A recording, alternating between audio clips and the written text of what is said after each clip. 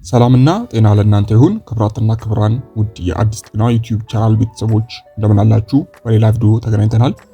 በዚህ ቪዲዮ ላይ እንግዲህ የምንመለከተው አንዳንድ ከወሲብ በፊት ልትመገቧቸው ስለሚገቡ ወሳኝ ምግቦች የምናየው ይሆናል።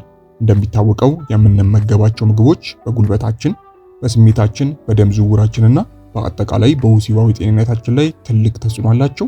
ምንም እንኳን አንድን ምግብ ብቻ እንደ አስማታዊ መፍትሄ መውሰድ ባይቻልም የተወሰኑ ንጥረ ነገሮችን የያዙ ምግቦችን ግን ለተሻለ ስሜት፣ ለደም ዝውውርና ለጥንካሬ እና ከፍተኛ እገዛ የሚያደርግ ይሆናል ማለት ነው።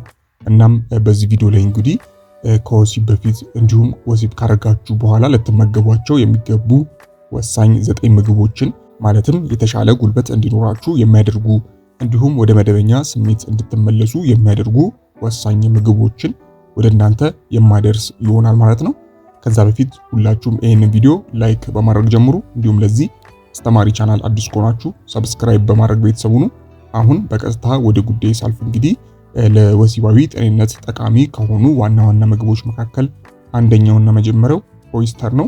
ኦይስተር በዚንክ የበለጸገ ሲሆን ይህም የቴስቶስትሮን ሆርሞን እንዲመረትና የወንድ ዘር ህዋስ ማለትም ስፐርም ጤናማ እንዲሆን የሚረዳ ይሆናል ማለት ነው። ወደ ቀጣዩና ወደ ሁለተኛው ስናልፍ ሁለተኛው የታወቀ ነው። ይሄም ሐብሐብ ነው። ሐብሐብ እንግዲህ በውስጡ ስትሩሊን የተባለ ንጥረ ነገር በውስጡ ይዟል። ይህም ንጥረ ነገር የደም ስሮች እንዲለጠጡና የደም ዝውውር እንዲሻሻል በማድረግ ረገድ ከፍተኛ ሚና አለው። ይህም እንግዲህ ከወሲብ በፊት ሊኖራችሁ ወይም ደግሞ በወሲብ ላይ ሊኖራችሁ የሚገባውን ጉልበትና የተሻለ ስሜት እንዲኖራችሁ ያደርጋል ማለት ነው። ወደ ቀጣዩና ወደ ሶስተኛው ስናልፍ ሶስተኛው እንግዲህ ዳርክ ቸኮሌት ወይም ጥቁር ቸኮሌት የምንለው ነው። ዳርክ ቸኮሌት እንግዲህ ደስታን የሚሰጡና አእምሯችን ዘና እንዲል የሚያደርጉ ኬሚካሎችን እነዚህም ኬሚካል ሴራቶኒን ይባላል። ሴራቶኒን እንግዲህ ደስታ የሚሰጡና አእምሮ ዘና እንዲል ያደርጋሉ። ይህም ሴራቶኒን በሰውነታችን ውስጥ እንዲመነጩ በማድረግ ስሜት ያነቃቃል ማለት ነው ጥቁር ቸኮሌት። ሌላው እንግዲህ ስፒናችና አረንጓዴ ቅጠል ያላቸው አትክልቶች ናቸው። ይህም አራተኛው ነው። እነዚህ አትክልቶች ለማግኒዚየም እና ለአይረን ማዕድን ምንጭ በመሆናቸው የደም ዝውውርን ከማሳለጣቸውም በላይ ጥሩ ኃይልና ጉልበት እንድታገኙ የሚረዳ ይሆናል ማለት ነው። ስለዚህ ሌላኛው አስፈላጊ እንግዲህ ስፒናች እና ሌሎች አረንጓዴ ቅጠሎች ወሳኝ ናቸው ማለት ነው።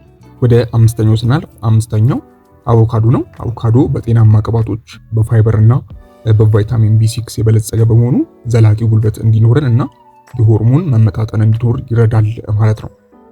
ሌላው ስድስተኛው ወሳኙ ጉዳይ እንግዲህ ቡና ወይም ሻይ ነው። አጠቃላይ ካይፊን ማለት እንችላለን።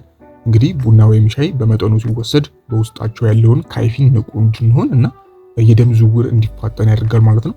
የደም ዝውውር መፋጠን እንግዲህ ጥሩ ጉልበትና ጥሩ ስሜት እንዲኖራችሁ ያደርጋል ማለት ነው። ስለዚህ ወሳኝ ከሆኑ እንግዲህ ከመጠጦች እንግዲህ ቡናና ሻይ ናቸው ማለት ነው። ከላይ ያሉትን ምግቦች ከተመገባችሁ ከቡና ባለፈ እንደናንተ ተመራጭ የሆነው ቡና ወይም ሻይ ብትወስዱ ተመራጭ ነው ማለት ነው። ሌላው እንግዲህ እንደ ሳልመን ያሉ ፋቲ ያላቸው አሳዎች ናቸው።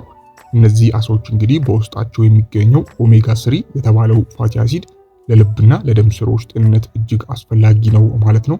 ይህም እንግዲህ ከዛ ጋር ተያይዞ ጥሩ ስሜትና ጥሩ ጉልበት እንዲኖራችሁ የሚያደርግ ይሆናል ማለት ነው። ስምንተኛው ሮማን ነው። ሮማን የደም ዝውውርን የሚያሻሽሉና ስሜትን የሚያነቃቁ ተፈጥሯዊ ንጥረ ነገሮችን ወይም አንቲ ኦክሲደንቶችን በውስጡ ይዟል። ይህም እንግዲህ ጠቃሚ ይሆናል ማለት ነው። በተለይም እንግዲህ ሮማን ከወሲብ በፊት ብቻ ሳይሆን ከወሲብ በኋላም መጠቀም የምትችሉ ይሆናል ማለት ነው። ጥሩ ስሜት እንዲኖራችሁ ያደርጋል ማለት ነው። የመጨረሻውና ዘጠነኛው እንግዲህ ዘጠነኛ ቢሆንም ግን ጠቃሚው ውስጥ ዋናኞቹ ልንመድበው የሚገባ ነው። እሱም ለውዝና የተለያዩ ፍሬዎች ናቸው። እነዚህ ፍሬዎች እንግዲህ ለሆርሞን መመጣጠንና ለደም ዝውውር ጠቃሚ የሆኑ እንደ ዚንክ ያሉ ንጥረ ነገሮችን ይዟል።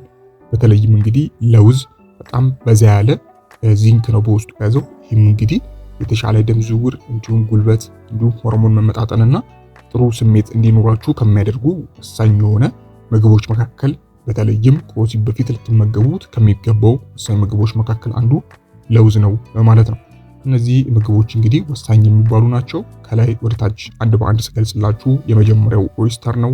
ሁለተኛው ሐብሐብ፣ ሶስተኛው ጥቁር ቸኮሌት እንዲሁም ስፒናች እና አረንጓዴ ቅጠላቅጠሎች አራተኛ ላይ፣ አምስተኛው አቮካዶ፣ ስድስተኛው እንግዲህ ካይፊን ነው። ካይፊን ስንል ቡና ወይም ሻይ ነው።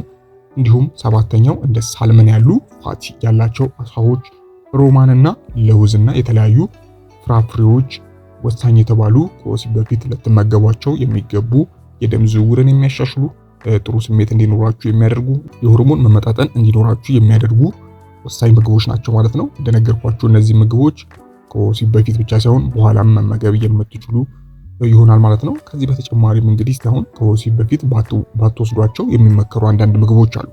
እነዚህን ምግቦች ስናይ እንግዲህ አንደኛው ከመጠን ያለፈ የአልኮል መጠጥ ነው። የአልኮል መጠጥ በጣም እንድትደክሙና ጥሩ ስሜት እንዳይኖራችሁ እንዲሁም ትኩረትን የሚበጣጥሱ ነገር ስለሆነ ከመጠን ያለፈ የአልኮል መጠጥ መጠጣት ወይም ደግሞ መጠቀም የለባችሁ ማለት ነው። ከዚህም በተጨማሪም ቅባት የበዛባቸው ወይም ደግሞ በጣም የተጠበሱ ምግቦችን መመገብ የለባችሁም። እንዲሁም ጨው የበዛባቸው የተቀነባበሩና የታሸጉ ምግቦችን መመገብ የለባችሁ ማለት ነው። ከወሲብ በፊት እንግዲህ እነዚህ ምግቦች የሰውነትን ጉልበት ወይም ኃይልና የደም ዝውውርን በማቀዛቀዝ ለወሲባዊ አፈጻጸም ድክመት ሊዳርጉ ይችላሉ ማለት ነው። ስለዚህ እነዚህ ወሳኝ የሆኑትን ነገሮች በፍጹም እንዳታደርጉ ማለት ነው። ከመጠን ያለፈ የአልኮል መጠጥ፣ ቅባት የበዛባቸው ወይም ደግሞ በጣም የተጠበሱ ምግቦችን እንዲሁም ጨው የበዛባቸው የተቀነባበሩና የታሸጉ ምግቦችን ማስወገድ ይኖርባችኋል ማለት ነው ከወሲብ በፊት። ሌላው እንግዲህ ጤናማ የወሲብ ህይወት የሚጀምረው በአጠቃላይ የሰውነት ጤና ነው። ስለዚህ ምንጊዜም የተመጣጠነ ምግብ መመገብ፣ ስፖርት መስራት፣ በቂ እንቅልፍ መተኛት፣ በቂ ውሃ መጠጣትና ጭንቀትን ማስወገድ ወይም ጭንቀትን መቀነስ ለተሻለ ውጤት ወሳኝ ነው ማለት ነው። ስለዚህ ይሄንን በማድረግ እንዲህ ወሳኝ የወሲብ ጉልበት ወይም ደግሞ ስሜት ማግኘት የምትችሉ ይሆናል ማለት ነው። እንግዲህ ውድ ቤተሰቦች ከዚህ ጋር ተያይዞ የነበረኝ አጠር ያለ መረጃ ይህንን ይመስላል። ከዚህ ጋር ተያይዞ ማንኛውም ሀሳብ፣ አስተያየት እንዲሁም ጥያቄ ካላችሁ በታች በኮሜንት ማስፈሪያው ላይ ማስቀመጥ የምትችሉ ይሆናል ማለት ነው። አይሆፕ በዛሬው ቪዲዮ ላይ ጠቃሚ መረጃ እንዳገኛችሁበት። እንግዲህ ይህንን ቪዲዮ በቅንነት ላይክ እና ሼር በማድረግ ሌሎችንም አስተምሩላችኋለሁ። እንዲሁም ሰብስክራይብ ማድረግ እንዳይረሳ። በቀጣይ እንግዲህ በሌሎች ቪዲዮዎች የምንገናኝ ይሆናል። እስከዛው ያላችሁበት ፈጣሪ ሰላሙን ያብዛላችሁ። ደህና ሁኑ። ቻው።